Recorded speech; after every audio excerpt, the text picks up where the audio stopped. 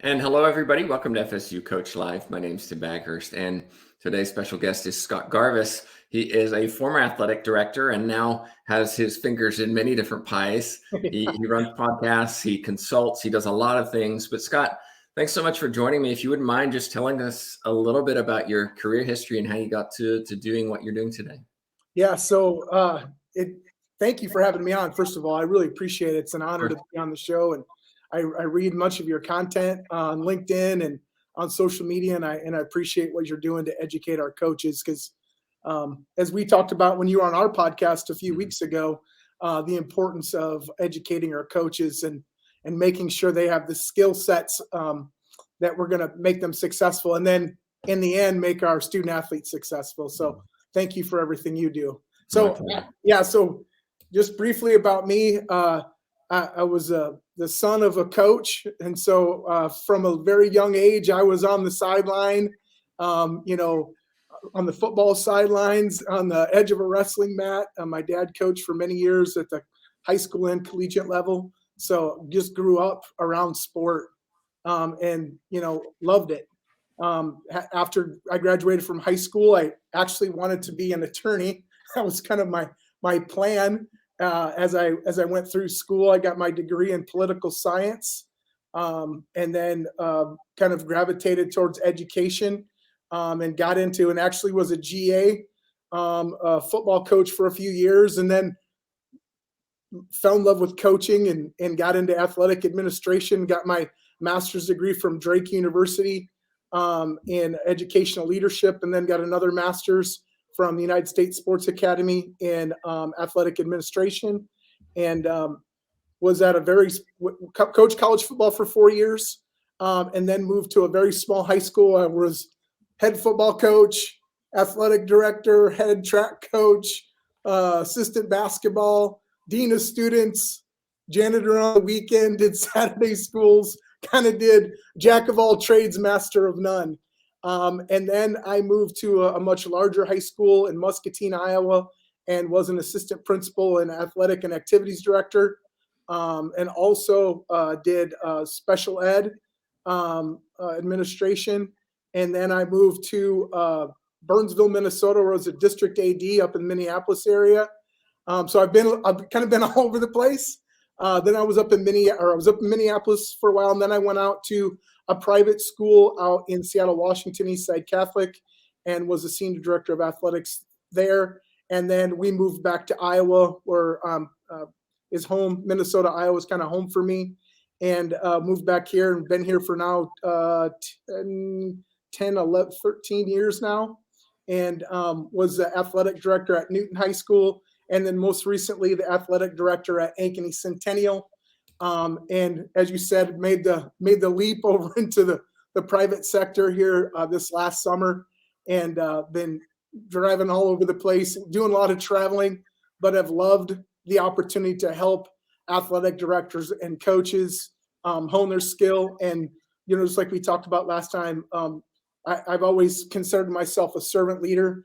And now in my role, I really feel like I can live out my transformational purpose statement through what I'm doing now, which is kind of like a dream job. I'm getting to do all the things I love to do, helping coaches, helping student athletes excel and live a life of excellence through athletics. I loved your tweet the other day that you put out, Dr. Baghurst, about sport, and it's a platform. It doesn't necessarily teach character, but a vehicle that it can be taught.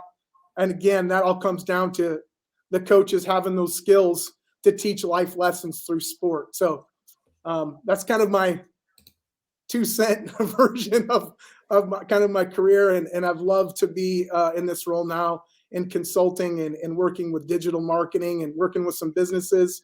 It's been really fun, and really kind of, I feel at the end of the day is what I was good at as an athletic director and a coach. So now I can really focus on those skills that I feel like I'm best at.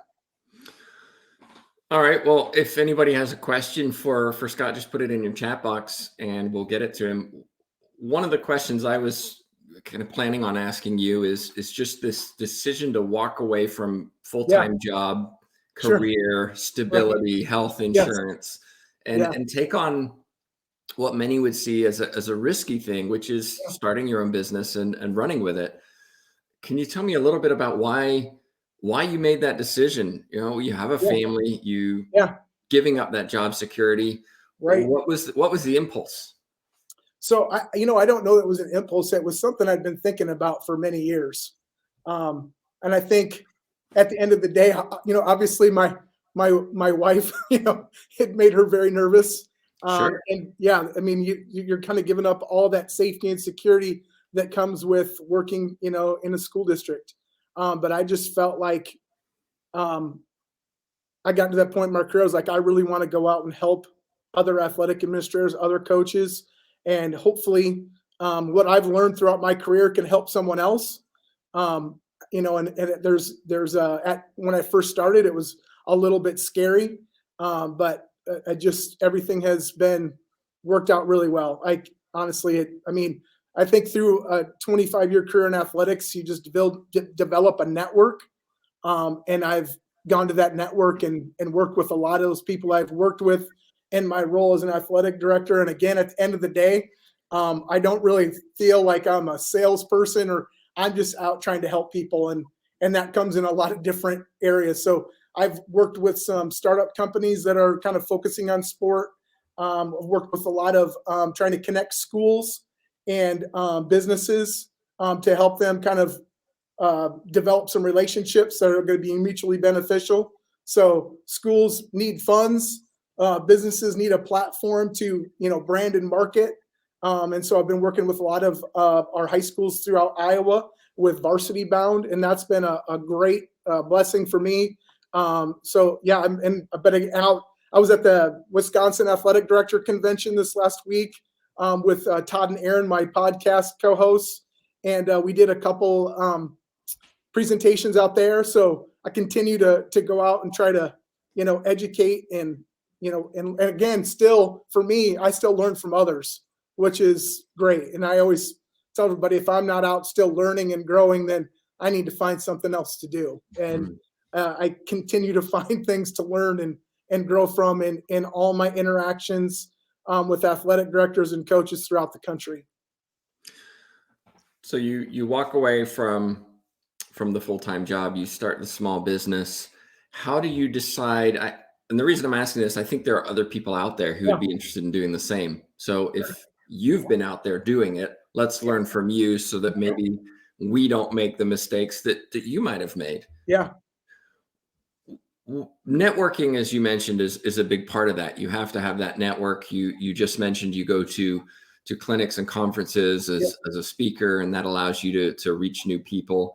Are there other ways beside the podcast that you talked about, which is Beyond the Bench, by the way? Yeah.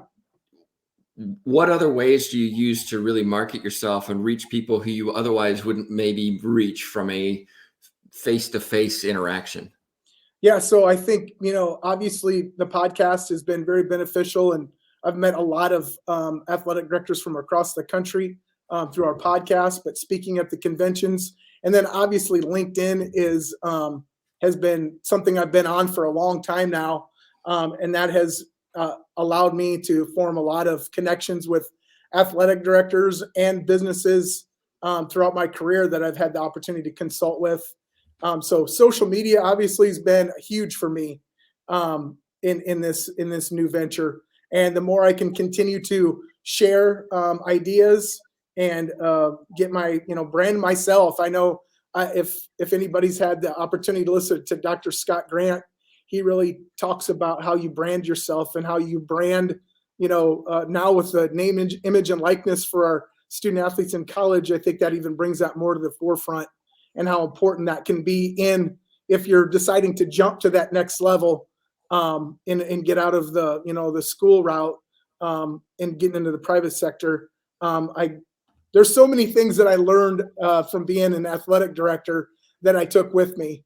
And I think athletic directors, coaches, we have that we want to get stuff done, and we got our checklists, and we want to. So I feel like all those things I learned in my time as a coach and athletic director have led me to where I am today. I wouldn't be here today without those experiences. I had as an athletic director and coach. But at the end of the day, you know, just getting out, getting to know people is huge. And I can't tell you how much the NIAAA, the National Interscholastic Athletic Administrators Association, has meant to me, just in my professional growth and learning from athletic directors and very good athletic directors throughout the country. Had the opportunity to work with some outstanding coaches in my time as a coach and an athletic director, and learned from them. Again, and I go back to, I bring it all the way back to my high school career as an athlete, in my college career. Learned from great professors, great coaches in college, learned from great teachers and coaches. And, you know, I was very involved in high school, so I was on speech and debate. I wrote for the school newspaper. I was in musicals. I was in plays, played athletics, and wouldn't trade that opportunity for anything. And my choir teacher, when I was in 7th grade, I had a very high voice, so I sang soprano. And I remember some of the other kids in class would make fun of me. And I remember my choir teacher, you know, just being such a huge influence on me. And, you know, so it wasn't just athletics, but just that whole experience in activities gave me a great perspective.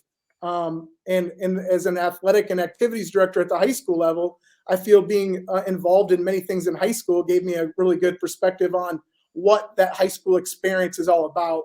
You know, we want it to be about the wins and losses, and societally everybody wants to win, but as we all know, somebody's got to win and somebody's got to lose. And so it really comes back down to that, our teachers and coaches using, you know, their platform to teach life skills to our student athletes, which I feel is maybe the most important aspect of athletics.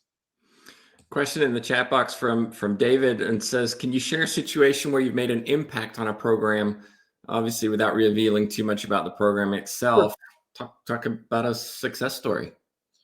Yeah, I mean, I think there's a lot. And I think too, many of the student athletes I've worked with over the years, and honestly, at the end of the day, that's what I have loved about my experience as an athletic administrator, is just making impact on students' lives. As far as program, you know, I think one thing that we instituted that I've, you know, been really proud of is we implemented 3D coaching with many of our staffs that I worked with, and I saw some great, you know, transformations. And I think it all comes down to, for coaches and to make an impact, is they have to know that purpose and their why of what they're doing.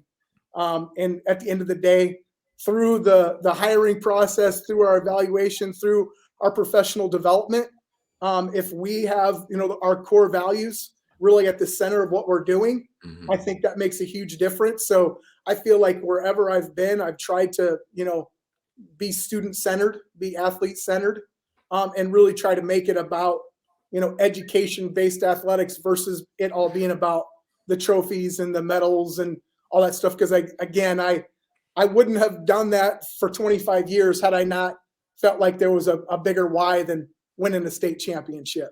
And I see, you know, many coaches that have the careers that very successful, but are leaving a lasting impact other than just the wins and losses? And I think that is what I've loved about the opportunity. And hopefully I've made that impact on the coaches and student athletes I've had the, you know, the fortune of working with. Yeah, I think you and I would both agree that when we talk about win losses, it's great. Yeah, we want to win. We're not in sports to come out at the bottom. We want to be at the top. But if we place athletes above everything else, if we put them first and we take care of them, ultimately success is more likely to happen because they're more invested in the program. Yeah, and it's all about developing that relationship. I know, like, many of our coaches have, you know, the knowledge base, just like many of our teachers have the knowledge base. You know, many of our teachers and coaches have the ability to motivate people within their class or their teams. But I feel like that huge piece that it's tough is to develop positive relationships and holding people accountable, which is hard to do because obviously when you have to hold people accountable at times, they don't always like that. So that's the art and skill of, I really feel like, being a coach and being as effective coach is developing a positive relationship with your student athletes and your parents, and your community, and then having the ability to make tough decisions, knowing that there's going to be a faction of people that don't agree with what you're doing. Right. I want to go back to what you were talking about a little bit earlier, which was being on LinkedIn, being on Yeah. social media, being active there. When you're trying to be active on social media, what are you actually doing? How are you recruiting clients from somewhere like LinkedIn, which can be this massive pool of everybody promoting themselves in Right. many ways? How Yeah. do you do that? Because as somebody who uses LinkedIn, Yeah. I don't like it when somebody sends me a message and says, check out all of what I can do for you here, X, Y, and Z. That really turns me off. Sure. How do you do it? How do you find people? So yeah, I'm not, I guess at the end of the day, I'm here to help people. So, there's been times when I've reached out to people just see if I can help. And that doesn't always mean that I'm making money. I think in many things I do, it's just to help people. Um, so I think at the end of the day, if for me, it's providing people with, you know, thanking them for what they do, reaching out and seeing if there's any way I can help. And that doesn't always mean that I'm going to make money off that. At the end of the day, my purpose is just to be a servant leader. And so I haven't been caught up on, I know I'm never going to be a millionaire, but I do love helping others. So at the end of the day, if I can provide some education or just some encouraging words, I've had a lot of people, even on Twitter, that have reached out and just said, "Hey, thanks for that tweet.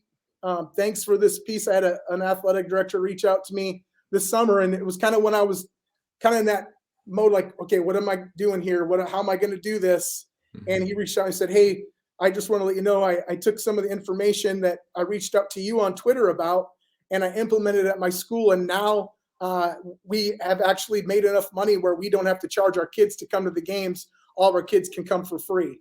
That made me feel great because, again, I didn't make any money off that, but it made me feel good that I helped the school provide opportunities for kids to come and just be able to be kids and enjoy a safe environment where they could have fun together and enjoy the game of sport. And for many of those kids that maybe can't afford to go to the game, or they might be out doing something else, that made me feel good. So that's just a small story. But at the end of the day, I think, providing education, providing encouragement. Coaches and athletic directors have tough jobs. And I feel like many times, and I know I felt this way as a coach and AD, kind of feel like you're on an island. And I feel like in our business, that's why it is so imperative to have a network of people that you can call and just say, "Hey man, I had a terrible day. I need somebody to walk me through and talk me through this."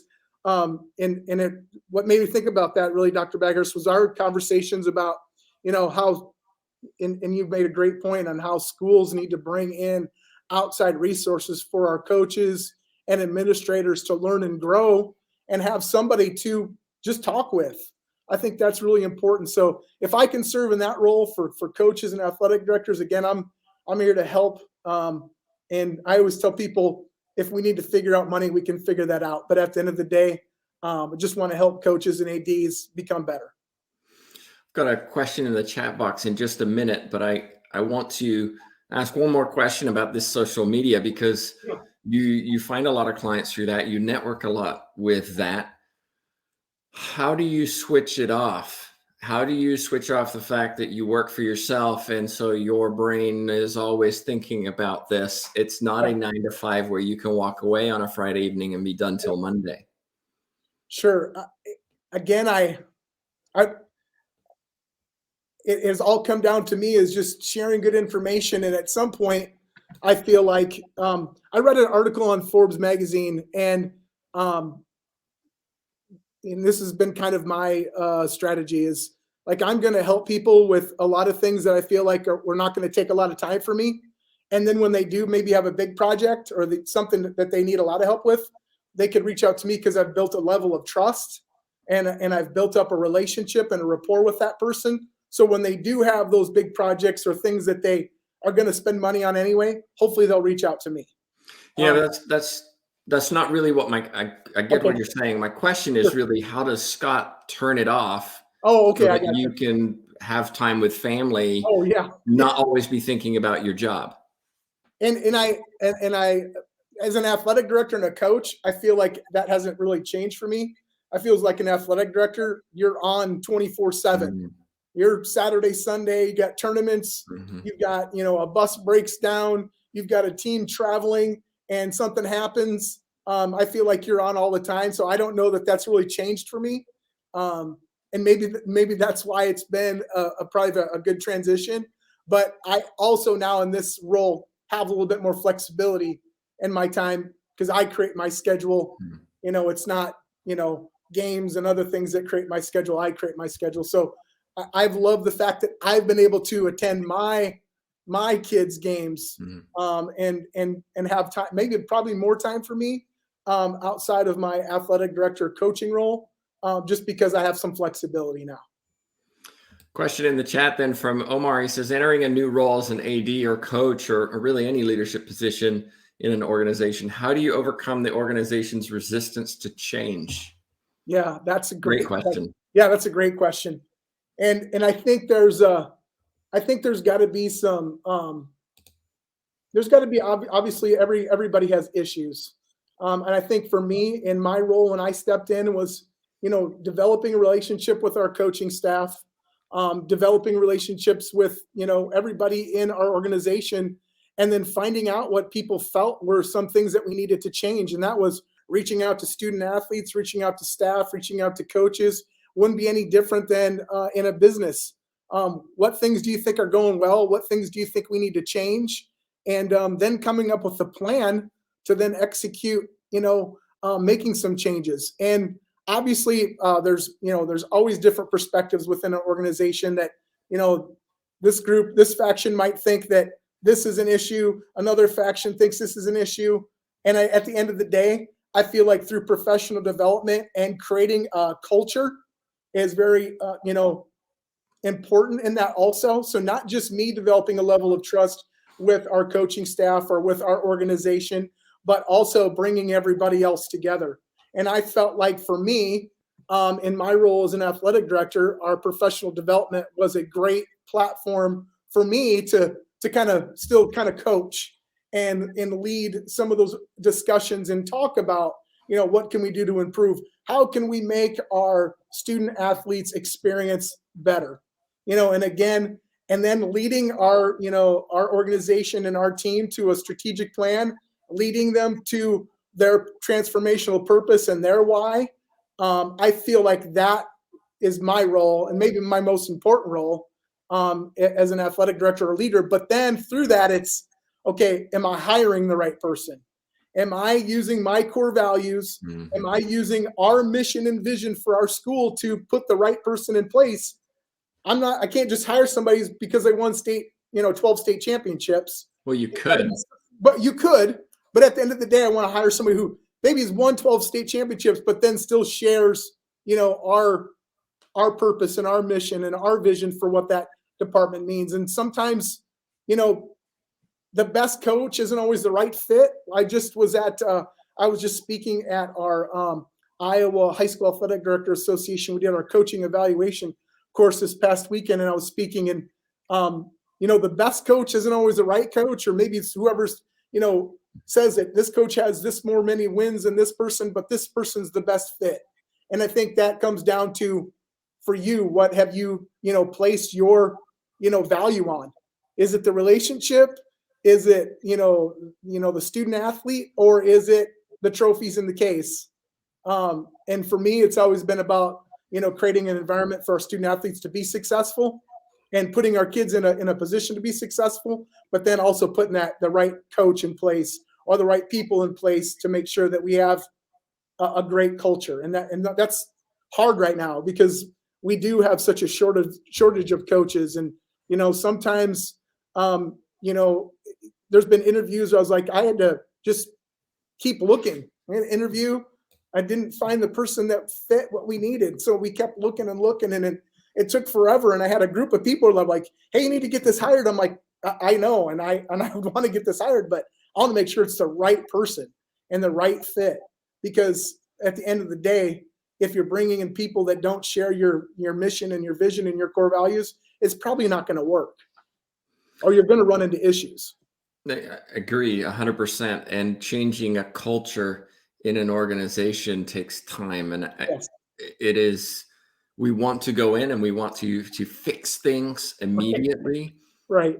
But a lot of the people that have created the culture that you don't agree with or you don't like aren't going to just automatically walk away. It Right. is a challenge to slowly make those transitions, and the hires and being very visible about what your values are help Sure. to contribute to that. That's a really Uh, good point. Yeah. Jake has a question. How did Oh, your hey, book Jake. project come about? Oh, hey. Well, honestly, throughout my career, fundraising has been something that I've been successful at. So, in this transition, I felt like, writing that book on fundraising and development was something that I had some success in, and just wanted to share that story with others. And hopefully they can steal a couple good ideas, because I feel as athletic directors, we're really good at stealing good ideas and making them our own. And I was, blessed enough to have the opportunity to work with a great athletic director when I was at Muscatine. It was Chuck Van Heck. I was a national athletic director of the year, and I learned a ton from him about just development and fundraising, and he was a master at it. And so through my experience with him and listening to athletic directors all over the country, I felt like I put together a pretty good, solid marketing plan for our athletic department, and had some success, and was able to raise a lot of money for many of the schools I worked for, whether that was for facilities, or whether that was instituting some kind of leadership program for student athletes, or implementing professional development for our coaches. I really wanted to raise money that was going to benefit our kids and coaches in the best way possible.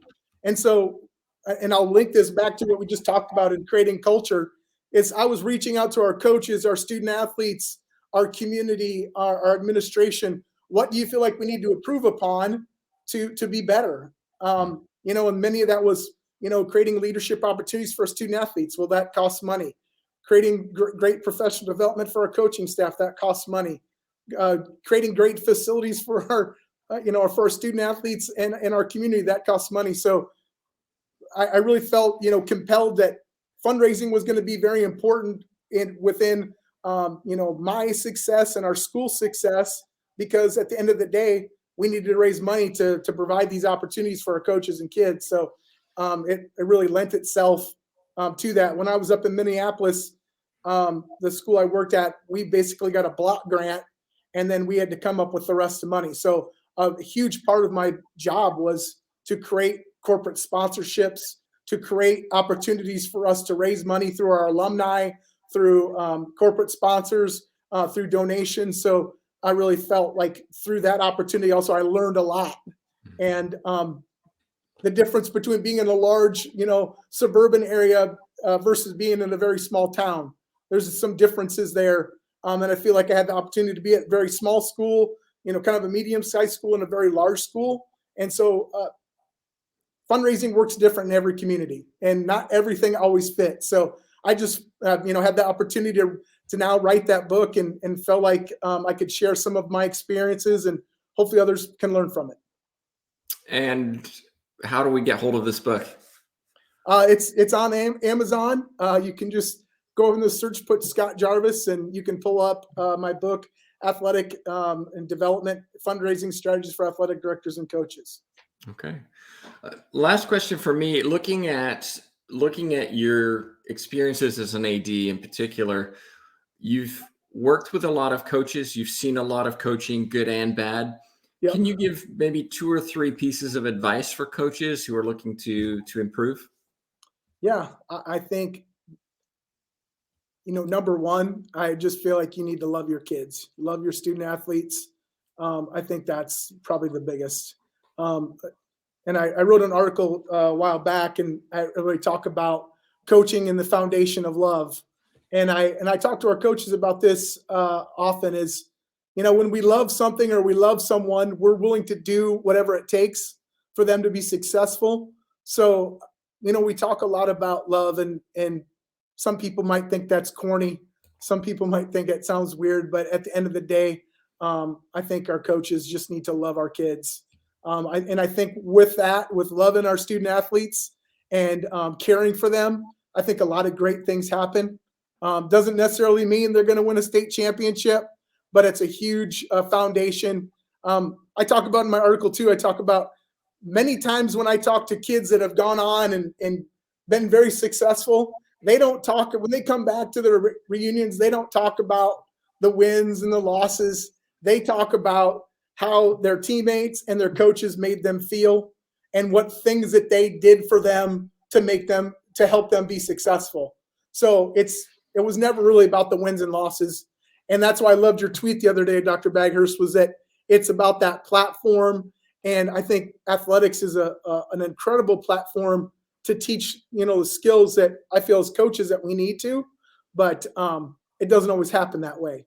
And that's why I love the fact that we have FSU Coach and institutions across the country that are trying to teach coaches, best practices, trying to teach coaches that it's just more than the X's and O's. It's really about creating that relationship and building, students are going to go out and do great things. And that doesn't mean that they're going to go out and be professional athletes, but they might be, a cardiologist. They might be a brain surgeon. They might be an attorney. They might go out and change the world because, we have the ability at a young age to give kids opportunity to fail and an environment where they've got people there to support them. Mm-hmm. So I think that's maybe number 2 is allowing kids to fail and letting them know it's okay to fail. Because I feel like so many times in athletics, we preach and preach and preach. You can't fail, you can't fail, you can't lose. And we don't provide the kids that opportunity to fail. Mm-hmm. And then learn from that. And then at the end of the day, when they get out and they have high stakes, when their job's on the line or they're having issues within their family, that we've provided them a foundation that they can learn and grow through. I have my own daughter who's now in athletics, and she comes home and there's days where she's like, so-and-so was mean to me today, or coach yelled at me today. And I'm like, okay, now as a young athlete, you need to learn that there's going to be days like that when you're an adult and you're going to be in a job where somebody's not always going to be nice to you, or you're going to work with somebody that you don't necessarily always like. But how do you work through that and find a way to make it work and build a relationship, even though you might not always agree with what they're doing? So I think there's a lot of skills that and sometimes, like I had this conversation with my wife where my wife always kind of gets involved in it too. And I'm like, okay, she's got to learn from this and grow, and she'll learn, and it won't be an issue for long because she'll figure it out. So sometimes I feel like we just need to let kids fail and then learn and grow through that. And I think that was probably the 2, loving our kids and allowing there to be a climate and culture that failure, but then failing forward, learning and growing from our failure is paramount for coaches. Well, thanks for joining me today. And I know that people watch this on YouTube at a later point or on the podcast that we have. If they have a question for you, want to get in touch with you, what's the best way for them to do that? You can reach out to me via my Twitter. It's @PocketAD, or you can reach out to me via email at scott.jarvisconsulting@gmail.com. And again, if there's any way I can help anyone out there, please let me know. I'm always willing to help coaches and athletic directors grow in their skill set of providing our student athletes with a great education-based athletic experience. Well, Scott, thank you so much for taking the time to chat with us, and I really do appreciate it. Yes, also want to remind everybody that each and every week we have a special guest on the show, so be sure to subscribe or like wherever you're watching this. But on behalf of myself, Tim Baghurst, and of course, Scott Jarvis, thank you so much for watching.